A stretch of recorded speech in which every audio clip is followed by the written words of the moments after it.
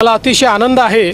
निधी वितरणाची सुरुवात आम्ही कालपासून केली आहे। 1 कोटीपेक्षा जास्त आमच्या भगिनींना, आमच्या लाडक्या बहिणींना त्यांच्या खात्यामध्ये त्या ठिकाणी पैसे मिळतील। काल आणि आज आम्ही नोव्हेंबर महिन्याचा लाभ हा आमच्या सर्व लाडक्या बहिणींच्या अकाउंटमध्ये डीबीटी द्वारे उपलब्ध करून दिलेला आहे। आज सकाळी झाले 9 वाजता की आपल्या अकाउंटला 3000 रुपये जमा झाले म्हणून। नमस्कार माझ्या सर्व लाडक्या बहिणींनो, कसं काय चाललंय तुमचं?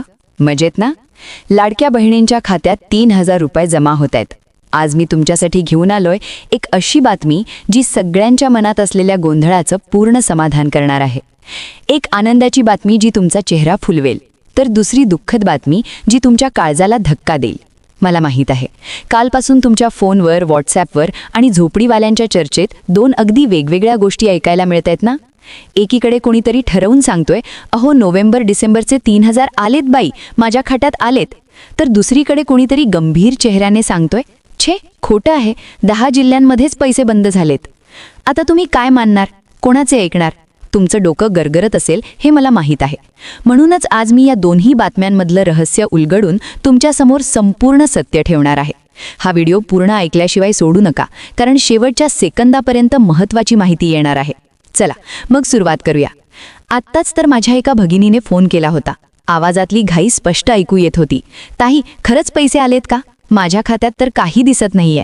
पोस्ट ऑफिस समोर रांगा आहेत, पण माझ्या नावाचं काही नाही। काय करू? अशीच तुमची ही स्थिती असेल ना? मग ऐका, हे प्रथम ध्यानात घ्या। होय, पैसे येत आहेत, ही 100% खरं आहे। मुख्यमंत्री देवेंद्र फडणवीस आणि एकनाथ शिंदे सरकारने नोव्हेंबर आणि डिसेंबरचा हप्ता एकत्र देण्याचा निर्णय घेतलाय। सरकारने यासाठी 9000 कोटी रुपयांची मोठी रक्कम बाजूला काढली आहे। गेल्या सोमवारी म्हणजे 29 डिसेंबर रोजी राज्यातील 12 जिल्ह्यांमध्ये हे पैसे महिलांच्या खात्यात पडू लागलेत। Post office, state bank, Maharashtra bank यांच्यासमोर ज्या रांगा दिसतायत त्या खऱ्याच आहेत। काही भगिनींनी ते पैसे काढूनही घेतलेत, म्हणजेच ही प्रक्रिया सुरू झाली आहे हे नक्की। काल सुद्धा 30 डिसेंबर रोजी 8 जिल्ह्यात पैसे जमा झाले आणि आज 31 डिसेंबर वर्षाचा शेवटचा दिवस। या दिवशी सुद्धा उरलेल्या जिल्ह्यात नोव्हेंबर डिसेंबरचा हप्ता एकत्रित जमा होणार आहे। ज्यांना या 3-4 दिवसात पैसे मिळणार नाही त्यांचा केवायसीचा प्रॉब्लेम असू शकतो। जरी तुम्ही केवायसी पूर्ण केली आणि तुमच्या फॉर्मची तपासणी झाली असेल तर संक्रांतीपूर्वी तुम्हाला 3 हप्ते नोव्हेंबर, डिसेंबर आणि जानेवारी असे एकूण 4500 रुपये तुमच्या खात्यात जमा होतील। त्यामुळे तुमचं नवीन वर्ष आणि संक्रांत गोड होणार आहे, यामध्ये काही दुमत नाही। 14 जानेवारीपूर्वी 3 हप्ते तुम्हाला मिळणार म्हणजे मिळणार, हे 100% सत्य आहे। पण मग दुसरी बातमी कुठून आली? 10 जिल्ह्यांमध्ये बंद झालं असं म्हणण्याचं कारण काय? बरं, हेही थोडं खरं आहे, पण संपूर्ण सत्य नाही। हे ऐका, एक गंभीर गोष्ट घडली आहे। लाडकी बहीण योजनेचा फायदा घेण्यासाठी काही ठिकाणी बेईमानी झाली आहे। कल्पना करा, अंदाजे 21000 पुरुषांनी महिलांची नावं चोरून खोटी कागदपत्रे बनवून हा लाभ घेतल्याचं सरकारकडे सापडलंय। एवढंच नव्हे तर ज्या कुटुंबांची स्थिती चांगली आहे, ज्यांचं वार्षिक उत्पन्न 2.5 लाखांपेक्षा जास्त आहे, ज्यांच्याकडे 10 एकरांपेक्षा जास्त जमीन आहे, अशा संपन्न घरांतील महिलांनीही ही योजना वापरल्याचं दिसून आलंय। यामुळे खऱ्या गरजू बहिणींवर अन्याय होत होता। म्हणून सरकारने काही जिल्ह्यांमध्ये तपासणी सुरू केली आहे। जिथे हे प्रकरण खूप गंभीर आढळलं तिथे पैशांचं वितरण तात्पुरतं थांबवलं आहे। म्हणजे कायमचे बंद नाही, पण तपासणी पूर्ण होईपर्यंत प्रलंबित आहे। हे योजना न्याय्य व्हावी म्हणून केलेलं एक पाऊल आहे। आता तुम्ही विचार करत असाल, मग माझा जिल्हा यापैकी काय? मला पैसे मिळतील की नाही? चला हे स्पष्ट करू। काही जिल्ह्यांची नावं दोन्ही बातम्यांमध्ये येतात, जसं की धुळे, नंदुरबार, नांदेड, परभणी, पालघर, जालना, बीड। याचा अर्थ काय? याचा अर्थ असा की या जिल्ह्यातील काही तालुक्यांमध्ये तर पैसे दिले गेलेत, पण त्याच जिल्ह्यातील इतर भागांमध्ये तपासणी सुरू असल्यामुळे विलंब होऊ शकतो। उदाहरणार्थ, धुळे जिल्ह्यातील धुळे शहरात पैसे आले असतील, पण सिंदखेडा तालुक्यात तपासणी चालू असेल, त्यामुळे तिथे थोडा वेळ लागू शकतो। हे झालं तपासणीची बाजू। पण आता यापेक्षा महत्त्वाची गोष्ट म्हणजे तुम्ही पैसे मिळवण्यासाठी काय करू शकता। हे लक्षात ठेवा, ज्या बहिणी सर्व नियमांनुसार पात्र आहेत त्यांना पैसे नक्की मिळतील। फक्त तुम्हाला काही गोष्टी बारकाईने तपासाव्या लागतील। पहिली आणि सर्वात महत्त्वाची गोष्ट, तुमचा आधार कार्ड आणि बँक खातं योग्य रीतीने जोडलं आहे ना? फक्त नाव जुळतंय म्हणून ठीक नाही. आधारावरचं नाव, वडिलांचं नाव, जन्मतारीख, पत्ता हे सगळं बँक माहितीशी एकदमच जुळलं पाहिजे. नाहीतर पैसे तुमच्या खात्यात येण्याऐवजी परत जाऊ शकतात. आजच तुमच्या जवळच्या कॉमन सर्व्हिस सेंटरमध्ये जाऊन हे तपासून घ्या. हे तुमच्या पैशाचा मुख्य रस्ता आहे. दुसरं मोठं कारण, उत्पन्न आणि जमीन. ही योजना खरोखरच गरजूंसाठी आहे. जर तुमच्या घरातील एकूण वार्षिक उत्पन्न 2.5 लाखांपेक्षा जास्त असेल किंवा कुटुंबाकडे 10 एकरांपेक्षा जास्त जमीन असेल, मग ती वडिलांच्या नावाची असो, नवऱ्याच्या नावाची असो, तर तुम्ही अपात्र ठरू शकता. सरकारने हा नियम अगदी कडक केलाय. जुन्या तपासणीत अशी नावं सापडली तर त्यांना पैसे दिले जाणार नाहीत. तिसरी गोष्ट, खरा रहिवाशी दाखला. काही बहिणी अंगणवाडी ताईंच्या भीतीने किंवा इतर कारणास्तव वेगळा पत्ता देतात.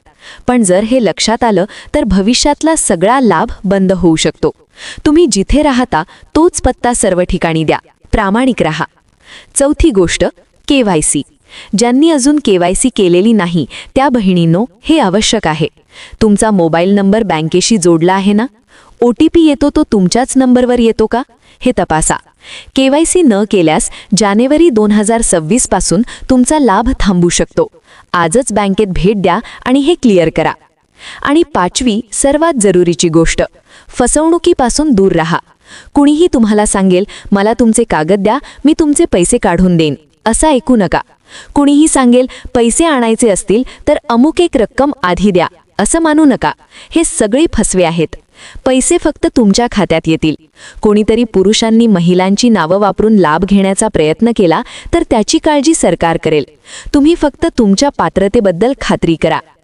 तर आता परिस्थिती कळली ना? जर तुम्ही वरील सर्व नियम पाळत असाल तर घाबरू नका. तुमचे पैसे येणार आहेत. जर तुमचा जिल्हा तपासणीच्या यादीत असेल, जसे की अकोला, वाशिम, छत्रपती संभाजीनगर अशी नावं आलीत, तर तुम्हाला थोडा जास्त वेळ लागू शकतो. या काळात तुमची सर्व कागदपत्रे ऑर्डरमध्ये ठेवा. तुमच्या गावच्या ग्रामसेविका, अंगणवाडी ताई किंवा तालुका कार्यालयात जाऊन विचारा. त्यांच्याकडे अद्ययावत माहिती असेल. एक आवाहन करतो सर्व भगिनींना, ही योजना तुमच्यासाठीच आहे. जेव्हा तुम्ही हे पैसे मिळवाल तेव्हा ते तुमच्या आणि तुमच्या कुटुंबाच्या विकासासाठी वापरा. लहान सहान व्यवसायासाठी, मुलांच्या शिक्षणासाठी, आरोग्यासाठी हे पैसे उपयोगी पडतील. पण यामागचा मूळ हेतू तुमचं आर्थिक सबलीकरण करणे हाच आहे. त्यासाठी सरकार प्रयत्नशील आहे. पण काही लोकांनी तो विश्वास खंडित केला. म्हणून ही तपासणी आवश्यक झाली. आपण 16 जिल्ह्यांमध्ये आज बुधवार 31 डिसेंबर रोजी कोणाकोणाला पैशांचं वितरण होणार आहे हे झटपट पद्धतीने आपण 2 मिनिटांच्या आतमध्ये समजून घेऊया. या 16 जिल्ह्यांमध्ये तुमचा जिल्हा आहे का? सर्वांनी आता 2 मिनिटे कान देऊन ऐकायचं आहे. आता बघा लाडक्या बहिणींनो, या ठिकाणी पहिला जिल्हा सरकारच्या माध्यमातून या ठिकाणी सुचवण्यात आलेला आहे. ज्या जिल्ह्यामध्ये लाडक्या बहिणी खूप वाट बघत होत्या, तर तो जिल्हा म्हणजे छत्रपती संभाजीनगर, जालना, नांदेड, बीड, धाराशिव, परभणी, लातूर, हिंगोली, अमरावती, वाशिम, अकोला, बुलढाणा, यवतमाळ, वर्धा. आता हे जे जिल्हे आहेत, तर या जिल्ह्यांमध्ये पैशांचे वितरण आज या ठिकाणी केलं जाणार आहे का? केलं जाणार आहे. कारण या जिल्ह्यातील लाडक्या बहिणींच्या घरामध्ये शेतकरी कुटुंब जास्त आहे आणि गोरगरीब महिला या ठिकाणी ओळखले जातील. या जिल्ह्यांना गोरगरीब लाडक्या बहिणींचे जिल्हे म्हणून ओळखले आहे. त्यामुळे या लाडक्या बहिणींना आज या ठिकाणी पैशांचे वितरण होणार आहे. आता बघा, सगळ्यात महत्त्वाचं म्हणजे तुम्हाला पैठणी साडी पिवळ्या व केशरी रेशनधारकांना मिळणार आहे. यासाठी काही महत्त्वाच्या अटी आहेत. आता जे जिल्हे सांगितलेत फक्त याच जिल्ह्यांमध्ये मिळणार आहे. यासाठी तुमचं उत्पन्न 2.5 लाखांच्या आतमध्ये पाहिजे. आणि सगळ्यात महत्त्वाचं म्हणजे तुमचा जमिनीचा जो सातबारा आहे त्यावरती तुमचं 10 एकरपेक्षा जमीन कमी पाहिजे. त्यानंतर पुढची आता पात्रता लावण्यात आली. तुमच्या घरामध्ये सरकारी सेवेमध्ये कोण सुद्धा नसलं पाहिजे. यासाठी तुम्हाला आता एक साडी देखील वाटप या ठिकाणी गोरगरीब महिलांच्या जिल्ह्यांमध्ये करण्यात येणार आहे. तर ती आता कशी वाटप होणार आहे ते तुम्हाला आता सांगणार आहे. आणि त्यानंतर लगेचच तुम्हाला या ठिकाणी KYC प्रक्रिया कशी करायची, मोबाईलवरती KYC केली नसेल तर ती कशी करायची ते देखील तुम्हाला आता या ठिकाणी सांगणार आहे. पहा, आता या ठिकाणी नवीन वर्षाच्या 1 जानेवारीपासून आता तुम्हाला काय करणार आहे सरकार? तुम्हाला रेशन धान्य दुकानांमध्ये वेगवेगळ्या डाळ्या असतील, तेल असतील, रवा असेल, त्या ठिकाणी गहू तांदूळ वाढवून देण्याचा देखील निर्णय होण्याची शक्यता सूत्रांमार्फत वर्तवण्यात आली. यासोबतच लाडक्या बहिणी जर पात्र असतील, लाडकी बहिणी योजनेचा हप्ता घेत असतील, तर महाराष्ट्र सरकारच्या माध्यमातून त्यांना एक साडी गिफ्ट देखील देणार असल्याची शक्यता वर्तवण्यात आली. ती तुम्ही चौकशी रेशन धान्य दुकानामध्ये करायची आहे. त्यानंतर सगळ्यात महत्त्वाचं म्हणजे तुम्हाला या ठिकाणी KYC प्रक्रिया कशी करायची आहे?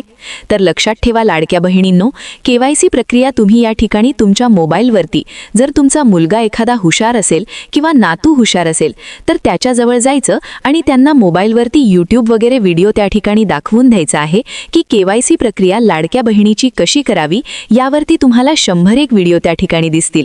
त्या व्हिडिओमध्ये बघून KYC प्रक्रिया त्यांनी जशा प्रकारे सांगतात तशा प्रकारे तुम्ही करून घ्यायचं आहे. परंतु 31 डिसेंबरच्या आतमध्ये KYC नक्की करून घ्या, असं या ठिकाणी सरकारच्या माध्यमातून सांगण्यात आले. शेवटी मित्रांनो आणि बहिणींनो, एक गोष्ट नक्की लक्षात ठेवा, बातम्यांवर अंधविश्वास ठेवू नका. फक्त सरकारी संकेतस्थळे, जिल्ह्याचे अधिकृत बुलेटिन किंवा मान्यताप्राप्त बातम्यांच्या चॅनलवरूनच माहिती घ्या. व्हॉट्सअपवर येणारे फॉरवर्ड संदेश बहुतेक वेळा गोंधळ निर्माण करतात. तुम्ही प्रत्यक्ष कार्यालयात जाऊन विचारा, तर तुम्हाला खरी माहिती मिळेल. आमच्यासोबत राहिल्याबद्दल खूप खूप धन्यवाद. हा व्हिडिओ तुम्हाला उपयुक्त वाटला असेल तर चॅनलला सबस्क्राईब करणे, लाईक बटन दाबणे आणि बेल आयकन दाबून सर्व नोटिफिकेशन चालू ठेवणे विसरू नका. तुमच्या मैत्रिणी, बहिणी, शेजाऱ्यांपर्यंत हा व्हिडिओ नक्की शेअर करा, जेणेकरून सर्वांचा गोंधळ दूर होईल. तुमच्या खात्यात पैसे पडोत, तुमचं आयुष्य समृद्ध होवो, अशा शुभेच्छा. जय महाराष्ट्र.